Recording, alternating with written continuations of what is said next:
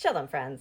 There are many tactics people use to rebuff the unwelcome advances of someone who gives them the ick. Ghosting, the slow fade, curving Drake on stage, moving to a different country, and faking your own unaliving are just a few of many techniques. But what methods did the rabbis of the Talmud use for this all too common problem? Let's find out. Welcome to Daf Reactions, Kiddushin 40. So one time, this noblewoman was hitting on Rabbi Chanina Bar Papi, but he was just not that into her. So quickly he does an incantation to cover himself in boils and scabs and acts body spray in an effort to make himself repulsive. This woman, thinking perhaps that this was some sort of weird wizard duel foreplay, did her own magic to get rid of his incantation. Time for the backup plan. So he runs and hides in a bathhouse. It's full of demons. But I mean, you gotta do what you gotta do.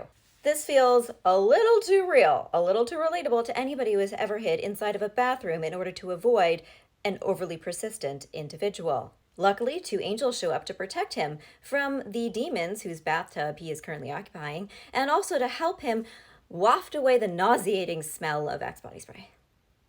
That was a true mitzvah. Story 2. Rabbi Tzadok was also enticed by a noblewoman. Are you sensing a pattern? Because I am. And his approach to the situation was unique, shall we say. At first he claimed he was totes into her, but he was just like really weak. He wasn't feeling great. He was really weak and needed to fuel up. Did she have any food? And she said, well, I do have leftover pepperoni pizza and I can reheat that for you, but it's not kosher. And he's like, whatever, it's all cool. We're gonna knock sandals anyway. Might as well have the unkosher pizza while I'm at it. Go big or go home, right? So she turns on the air fryer and right away, Rabbi Tzadok tries to sit in it. And she, rather understandably, I think, is like, what the fuck?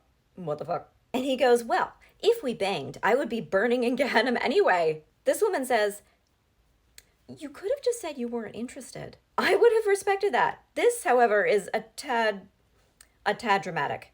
Story 3. Rav Kahana, who you may remember from that time he hid under Rav's bed to find out how babies were made, was selling baskets to make a living. Another noblewoman, what is this, Real Nobelwomen of Babylonia? Another noblewoman makes a pass at him. And he's like, sure, totally. Yep, let me just go manscape to look good for you. I'll be back. He runs up to the roof to escape her and falls.